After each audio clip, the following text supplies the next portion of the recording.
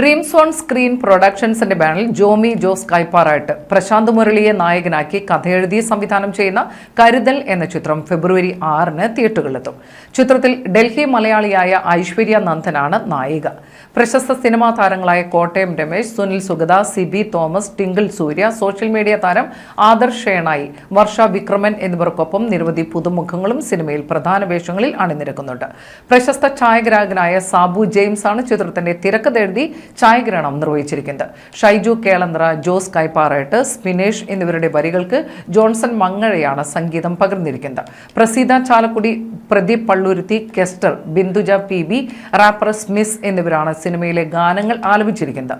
ഗാനങ്ങളെല്ലാം social മീഡിയയിൽ trending ആണ്. ചിത്രം ഫെബ്രുവരി ആദ്യവാരം തിയേറ്ററുകളിലെത്തും.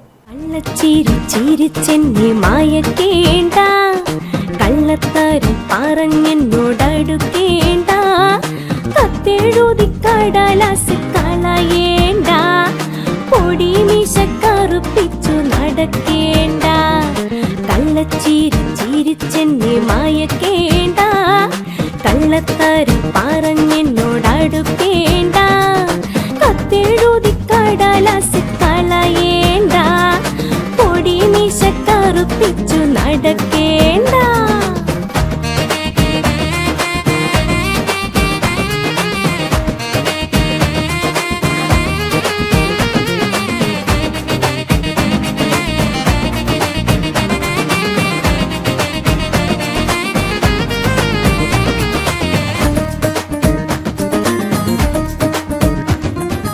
എലിവാല് പോലൊരു മുടിയുണ്ട്, എലിവാണം പോലൊരു പോക്കുണ്ട്, എലിവാല് പോലൊരു മുടിയുണ്ട്, എലിവാണം പോലൊരു പോക്കുണ്ട്, ആ പോക്കിനെന്തൊരു ഗമയാണോ, ആ പോക്കിനെന്തൊരു ഗമയാണോ.